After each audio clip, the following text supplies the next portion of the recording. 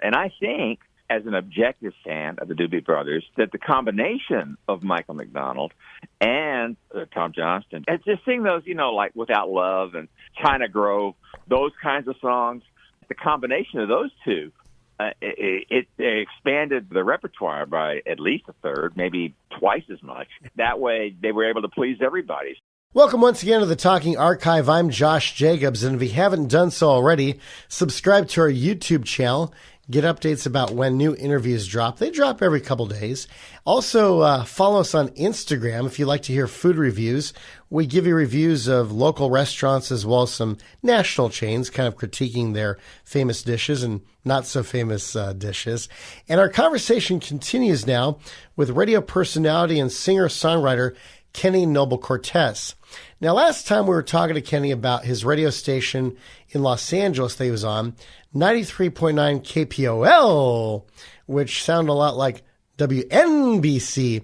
Now, Kenny, how aware were you about the WNBC back then? Who's to say that didn't influence Jack Popejoy? He wanted the call letters to stand out, and certainly they did. And KPOL-FM, I don't know. It was his thing, and it seemed to work. So, and besides, he was the boss, so we did what he wanted us to do. It was interesting because KNX-FM now has been recreated online under the website themellowsound.com. And wow. Steve Marshall, the original program director, is involved in it. So is Douglas C. Brown, who is production director for many stations. I got to interview Doug last year. And as well as several others. Oh, Christopher Ames, who did the Odyssey files, he's back with new Odyssey odd stories on the new KNX-FM online. And then you've got the original artists themselves doing liners like, this is Richard Carpenter from the Carpenters, and you're listening to the original Mellow Sound on 93 KNX-FM. Oh, I'm like, wow. So cool. And there Michael McDonald from the Doobie Brothers has given liners. I think Joni Mitchell has too, and Judy Collins. And I was like, wow, dang, they got some good, some big stars to do that. Speaking of Michael McDonald, I worked in the smooth jazz format in the late 90s through to about 2008, and I interviewed Michael McDonald. And so I asked him, it had always just been sticking in my craw about, how in the heck did he get to be the lead singer of the Doobie Brothers? I really enjoyed, and I think most Doobie Brothers fans enjoyed Tom Johnston as the lead singer. Mm-hmm. And I asked Michael McDonald this. So, how did that exactly, happen? And he wasn't too clear about it. He just said that there were some problems. I think Tom Johnston had some personal problems at the time, possibly with one or two addictions, and so that presented problems with the band, and so he took over. But he was glad to be there, and I was glad. I was certainly blessed to be able to speak to him and ask him that question, but I never got a really clear answer. I think to prove my own point, I believe the last I heard, Tom Johnston was back with the Doobie Brothers and singing the lead music, but that's been a couple of years, so I don't know what they're doing right now. Actually right now it's Tom Johnston, Pat Simmons, Michael McDonald, and John McPhee, who are together as the Doobies. They went on their 50th anniversary tour about 2 years ago, but they're still touring to this day. Johnston, Simmons, and then Tyran Porter, the longtime bassist, along with several others, I think including Keith Knutson and Michael Hossack, reformed the Doobies in 1987, about 5 years after the group officially disbanded. But Michael McDonald was not part of that initially, but he'd appear on occasion in a surprise appearance or maybe on television with the group. But pretty much he, kept to his solo stuff or his solo career. But then the last, 10 years or so, Michael's been pretty much consistently with the band. I remember when they were on What's Happening, and by that point it was Michael as the lead singer. And He even sang Take Me in Your Arms, which originally had Tom Johnston on lead vocals. I loved Michael McDonald's rendition of that. I was like, this is so cool. I'm surprised he did not record that on his Motown albums, because that was originally a Motown song for Kim Weston. It was a minor hit, but nonetheless, it would have been really cool if Michael McDonald had actually recorded onto CD. But you can see it on the What's Happening DVD. They didn't cut the music out because of licensing or anything like that. That's a great story, and I appreciate the update on Michael McDonald. And I think, as an objective fan of the Doobie Brothers, that the combination of Michael McDonald and Tom Johnston to sing those, like Without Love and Jesus Just All Right, and listen to the music, China Grove, those kinds of songs. That the combination of those two.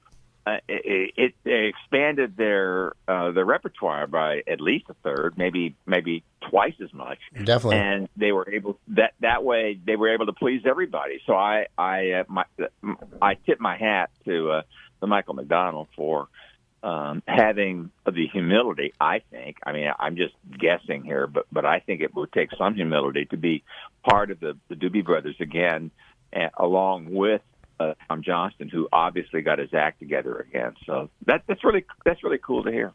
Yeah, I mean, it was fun watching. After Johnston had left, they had other band members picking up the slack with different songs. Like Pat Simmons did a couple of tunes that Tom Johnston originally did lead vocals on. Keith Knutson did lead vocals on "Listen to the Music," and then Cornelius Bumpus, who was an additional keyboardist for the group in the late '70s to early '80s. Did lead vocals on Long Train Runnin', and he gave a really soulful sound to that. I was like, wow, this guy's really, really good. A little bit different than Johnston, but still very, very just powerful to that song, and kind of gave it a new twist if you look at the live performances of the Doobies from the early 80s.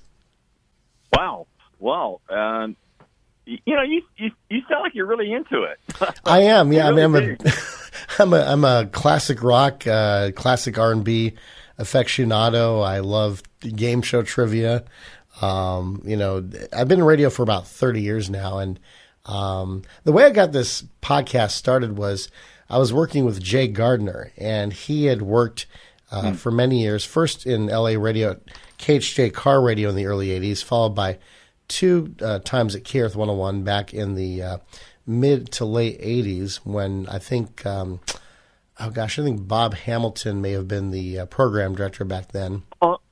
Was it Brian? Was it the morning host, Brian? Somebody? Oh yeah, Brian Byrne, Mr. Rock and Roll, was middays Brian for Byrne, many years. Brian Byrne, 101.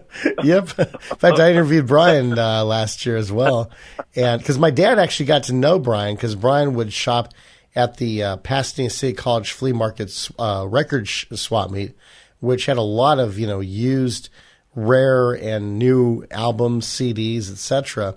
And my dad got to become good friends with him, and sometimes even went over to Brian's house. And Brian, in the late 80s, early 90s, bought some property on a cliff in the Hollywood Hills, and he basically built this house into a cliff, literally.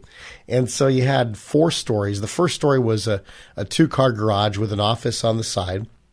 The second story was, I think, 3 bedrooms, 2 baths.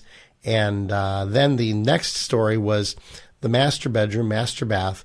There was a big storage room where Brian kept his, I don't know how many albums he has, but he's a huge collection. And then there's also a room that looks just like a 50s diner. And then the top floor was the living room, dining room, kitchen, a half bath, and that led off to the backyard. And when you go to the backyard, you can see the Hollywood sign from there, especially as you go up this ramp that's like an amusement park ramp for an amusement park ride, because Brian had bad knees. I figured, let me just do this bit by bit instead of a stairway going all the way to the swimming pool. And from the pool, you get a perfect view of the Hollywood sign. He lived there for about, 10 years, and then he moved to Orange County about 20 years ago. But it was just an awesome place. Plus, it had an elevator. So I said, Brian, can we ride down the elevator? He said, oh, sure, why not? And so I went there. I think I went there twice, and it was fun. And he was at KRF for 29 years. but he's still doing the oldies circuit as far as his Legends of Rock and Roll series. And last year, I think he's also going to be there this year in Glendale for the cruising night, where you have classic cars, and then he'll bring on some either oldies bands, or last year he brought on a couple cool cover bands, including a Beatles tribute artist, a Rolling Stones tribute artist, and then a Rod Stewart tribute named Greg Wolf. And Brian said a couple weeks before Greg performed in Glendale, he and Greg were having dinner at a restaurant, and all these people are coming up saying, "Rod Stewart, I love you. Can I get your autograph?" He's like, "Well, actually, I'm not." "Oh, no, you are Rod Stewart. Please, can I have your autograph?" He's like, "Okay." So he signs the autograph for these people because they are insisting that he's Rod Stewart. Now, I actually got to meet Rod Stewart. It wasn't through Brian Byrne, but my dad, his sister, my Aunt Bobby, was staying in Beverly Hills in the summer of '79. And she was, at the time, for about 40 years, she was married to a real-life Tony Soprano. So she had money.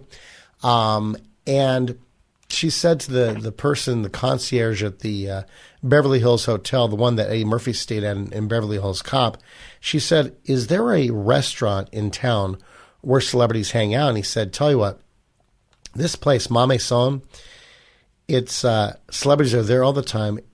It's got an unlisted phone number, and here's that phone number." So she called up, made a reservation, and then at the time, Mame Son was co-owned, and the lead chef there was Wolfgang Puck. This was before he found Spago. And my dad and I were in the men's room. He said, "Guess who's out there?" I said, "Who, Dad?" "Rod Stewart." "Really?" "No, don't get too excited."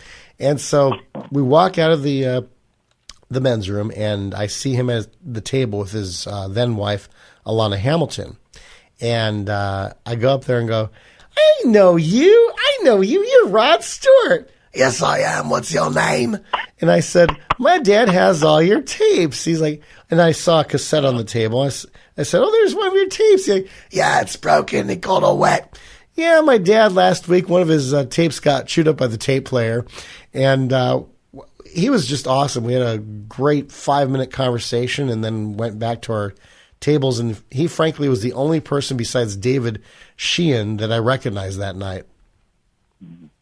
Well, speaking of great restaurant, that's a great story. You have a lot of stories, but I recall that back in 1978, Jan Basham was the record promoter from A&M Records, and back then she would take the many of the DJs in the LA area out to lunch at an incredible restaurant at the time, and I know they've since closed down, but it was the Saint Germain restaurant, and that was in Hollywood. And I remember I was always like, I was a young idiot at the time, but I remember all I could think about was, wow, free wine and a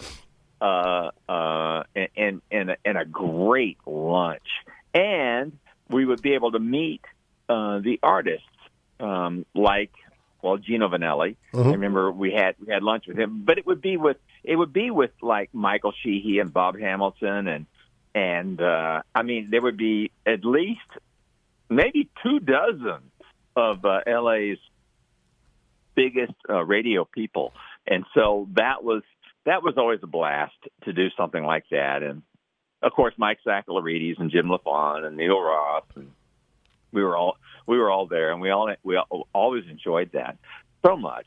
And she would do that anytime any A&M artist would come into town, and that was always something to look forward to. She was the best, and it was just such a very, very special memory that I have of the area. You mentioned classic rock earlier, and classic rock was, let's see, KLSX began classic rock in 1986, I think, if memory serves me. That's right, yeah, correctly. And Tom Yates was the program director, but Oh, yeah. Don Hagen was the consultant who hired me. And I'm here to tell you, I'm living proof. If you get hired by a consultant, that's great, but make sure the program director is hired first, because when I was hired by Don, who ran that through Bob Moore, who was the general manager at the time at KLSX, it was like this was my dream job, and I left a really good job at KFI KOST as production manager / fill-in air talent, and as such, I got to fill in for every shift, including love songs, morning drive and love songs. And by the way, love songs to me was far and away more difficult than any shift, including morning drive, that I had ever worked. You had to work your butt off on that show. We are talking with Kenny Noble Cortes, radio personality and singer-songwriter. And next time, Kenny discusses why doing love songs on the coast was much more of a challenge than even being a morning disc jockey.